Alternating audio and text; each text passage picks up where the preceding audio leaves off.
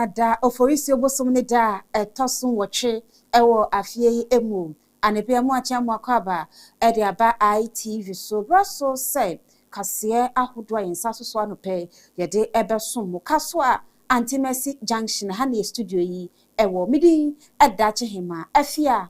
akonua yesha ensem no ase na African Center for Democracy and Socio-Economic Development CDS Africa wono mo tintim krata so atomampeni John Dramani Mahama enkrase won hwe se de nipa bie ekeka o na abato komisa na adwuma ye nso ani an wonyi no ana ban bia ba wosesesa abato komisa no won hwe se wodna penso de abato komisa ma me Jane Mensa wobehwe se obe maintain no na watimi abo na adwuma ye pa na we atimi aboa Dr. Bosman Eric Asare ana afi Dr. Peter Apiahine wonu mu nyina ewe adwuma ewa abato komisina kache ewura Samuel Tete ono so woka wosesa mpanfo ni nyina won hwe se wobe maintain wonu mu ewe Electoral Commission na wonu mu abo wo adwuma.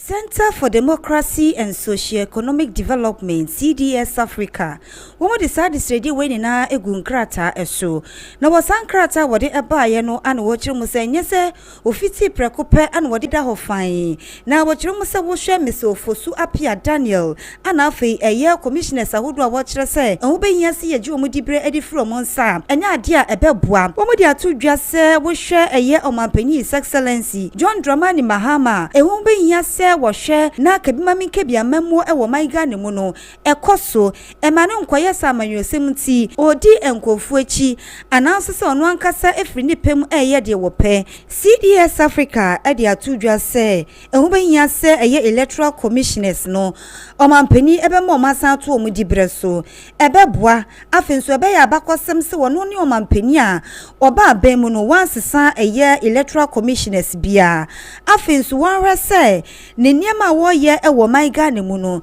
bibi bia bededa ne kwan eso mpanifo wo sefata wo ye adwuma pa no wanrese wo madwuma wo mo eye no wo be mo wo atoa so na nkoba ne sa ban bia ba no waye nsisemu enu nto ono so aba no ono so eba beye nsisemu edi afa mpanifo binum ana afi eye Electoral Commissioners wa enkrata wode eba aye no ochirum se ho behia se omampani Electoral Commissioners no be mo mo ato omo dibre eso we ebeboa ama kabima minkebia memo ewo maiga ne mu no etumi adeda ne kwan eso.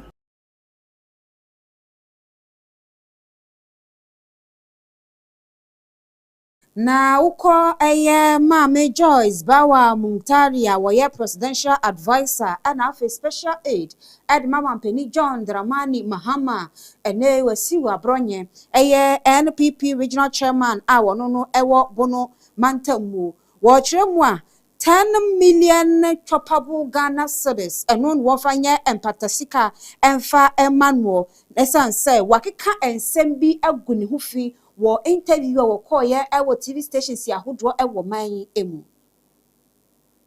Legal notice what by a year of Forisio Bosumida Tosumiensa.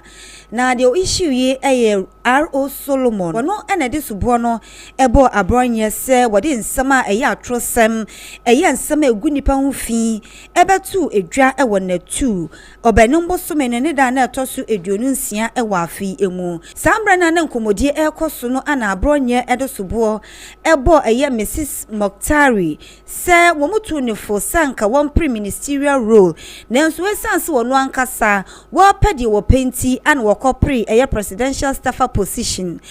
eye bosumi aketua eye 95,000 Ghana cedis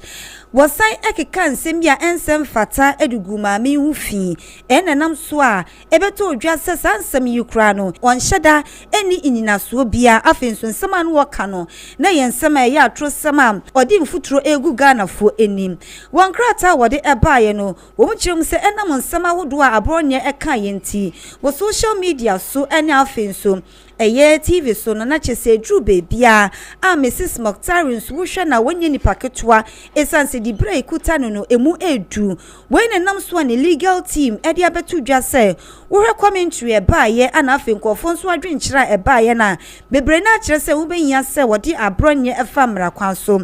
enu nti wo mu kire mu se wo abronye nsema bodi ebeto dwa no enye nokre afenso won hyeda eni adansidie bi a kire se Mrs Moctari na appointment a wonya aye no announce se wohwe sika wonya no bosumi bia mu no akoba ne se wono ankasa ena epesa position na ne nsa aka wohwe nsema wodo abronye eka aye na wogu maami hufi afenso wode ne monthly salary a wode beto dwa se ye nokre se nye nokre no nini na wokan ye wo kire mu se wohwe abronye ensema wode ebeto dwa na won hyeda eni adansidie pefe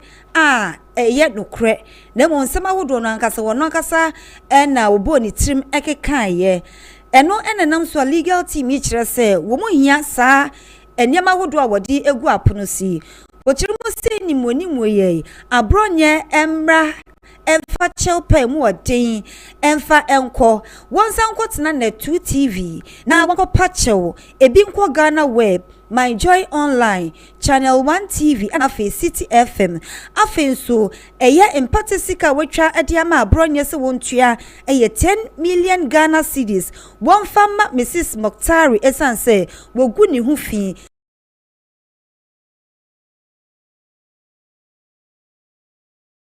Awusia ye fi ma me bawa Moctari ni nsemi emudiani entu franco piemwe ewo Asante Mantamu na NPP caucus ya wonu mu Asante Mantamu so kaka wo musase a 150,000 Ghana cedis and wonu mu de akoma adwadifo a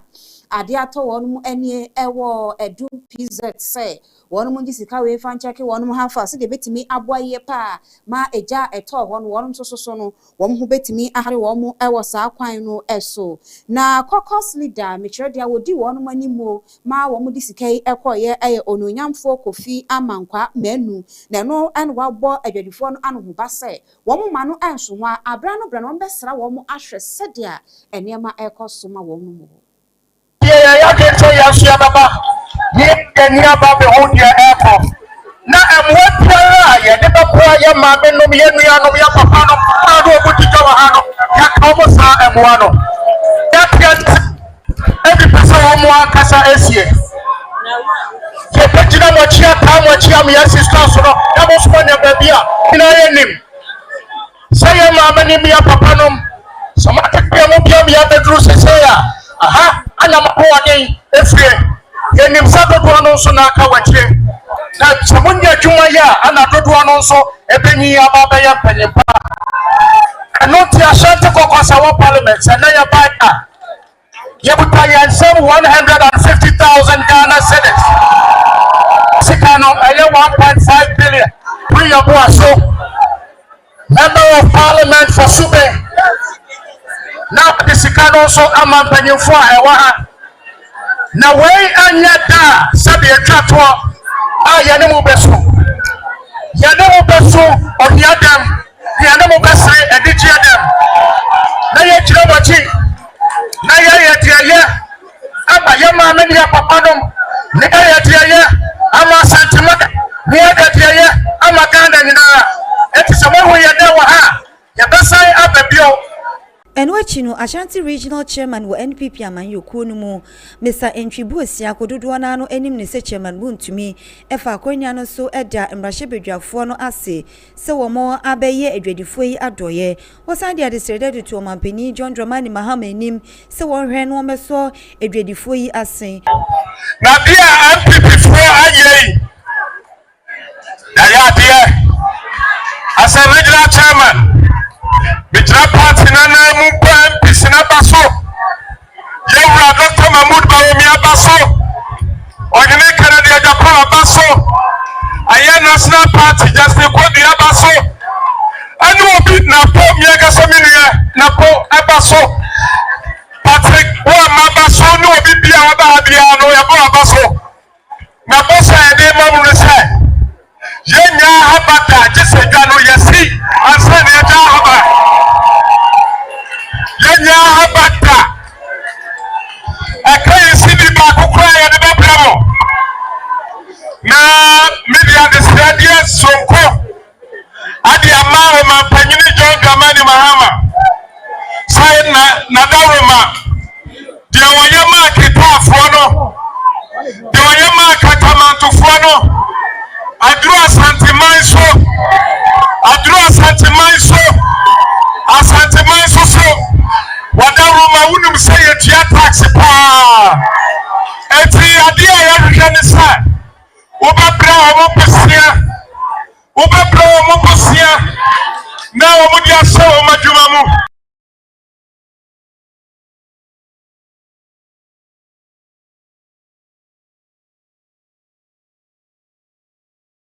Wonsam fufromo no Ministry of Labor, Jobs and Employment, one more any Youth Employment Agency, aka bomo apa interministerial steering and technical committees. Eho entma a one more eba behwe ahye dwumadie se de betimi aboa ma Ghana di hye betimi akopie mu ewo bi ma so akosua bibi ede aba beboa ma wo manyi etumpon wei eka amampani John Dramani Mahama ne bosha wo hye wo 2024 na probomu a wo hye bose wo ba obeboa ye pa ma Ghana emabunu wonu manya kwanya akọ obi ma so akosua ne mafoforo ede aba wo manyi mu aba beboa na wabra wonu mo pass adwumadie hu entoma no Chief Executive Officer edema YEA Wora Malik Basintali wonu na hwe ye na wori nsam wei etodwan wonu mtiri professor adwumadie ehu sei. There are people who think that our aim is to send people out there just to loiter about. But anytime anyone calls me, the first question I ask is, what is your skill and what can you do in that particular country? And so we intend to take skilled labor out there, but we also intend to bring that labor back to inculcate and also influence our national development. Growing up, we used to hear about Cuban doctors. And I used to think that Cuban doctors were people from Cuba who were doctors here. But the Cuban doctors were people who actually went there to study and had come back home to serve their nation. And so in the near future, we should have Cuban carpenters, Cuban masons, Cuban electricians, and so on. So that instead of importing that labor, we'd rather have our people go there and learn, come back out and train our people. And so like we said, our intention is to ensure that migration is formalized, is regulated, well coordinated, well structured, so that the days of paying 200,000 and 300,000 to someone, to a connection man,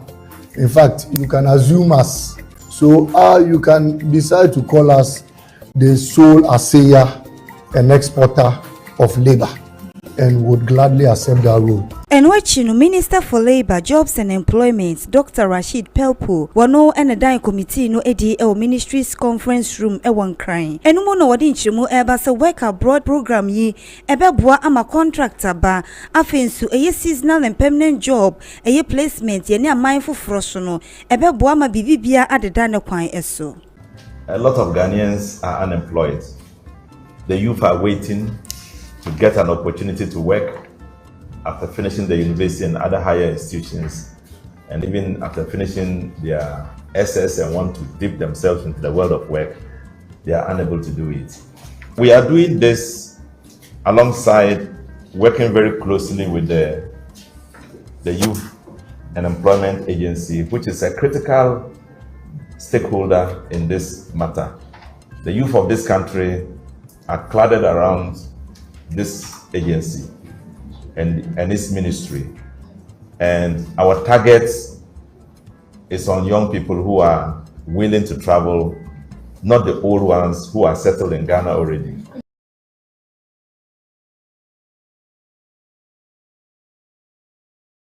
Jetwa kase bono eso na World Bank edi adehwede akọ ama aban se won hwe se eba eye forest sector no a wo be university e wo ho na timi aboye pa na abie adwuma ebetimi so aboa ma economy no etumpon ye pa na afen so no eba eye environment no so a ene MSP esita e wo sa kwan no eso na World Bank edi adehwede we edi kwama aban we eye nefu amiensa workshop ya won mu ayisi ho atoto adwene ahwe se de na besi fa akotitru gadam say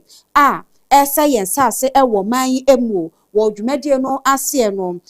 we Ghana National Landscape Volume ekoso na technical director in charge of forestry ewo Ministry of Lands and Natural Resources Wowura Joseph wo si akwan ene samtwofo di nkomo na wo kire se de gadam sei eha ewo mamu sei. Illegal mining has become an existential threat for this country, polluting our water bodies and devastating our forest, prime forest reserve areas we have kept over the years as conservation areas are being destroyed. As I mentioned, the Minister for Lands and Natural Resources, since he took over office, has put in a lot of efforts. Now a lot of strategies to address this galamsey menace. Now he is looking at reforming the sector, the small-scale mining sector, how to make sure that the licensing regime is such that it's transparent and people are able to get the licenses where they want it. And he wants to decentralize into the district so that giving permits is not he sitting in the office and giving the permits, but it emanates from the district area, so everybody is inclusive. He's having a lot of engagement with the stakeholders, the traditional authorities mostly, with parliamentarians, with lawmakers. So it is an all-inclusive fight. One person cannot do it. The Forest Commission currently does not have the resources enough to fight these people because they are well armed. Onem senior wo free Russia Ghana dal bosu no nso wo dwumedie no ase ensem sei ana no nso di tudwa. We all know about the Green Ghana initiative. I mean, according to the previous government, we planted over 50 million trees in 4 years. As to whether that is true, whether you see the trees on the ground, that is for another discussion. But I want to see a situation where we create an enabling environment such that if communities who are already planting their own trees, if they have issues with these trees, they get protection from government so that they can sustain them. Because see, if you spend money planting trees and there's no mechanism to ensure that the trees you plant are protected, then it's a big waste of time. And that's why we are concerned that why should we allow people to be destroying our forest reserves whilst at the same time we claim we are doing restoration activities across the country. I think at the end of the day, it's COVID-19. We've wasted money and there's no result for it. So I think we need to try and ensure some synergy, ensure some real outcomes, not just doing activities for doing sake. I think if you spend money doing an activity, we need to see the outcome, and we are not realizing that, then we might as well not have started.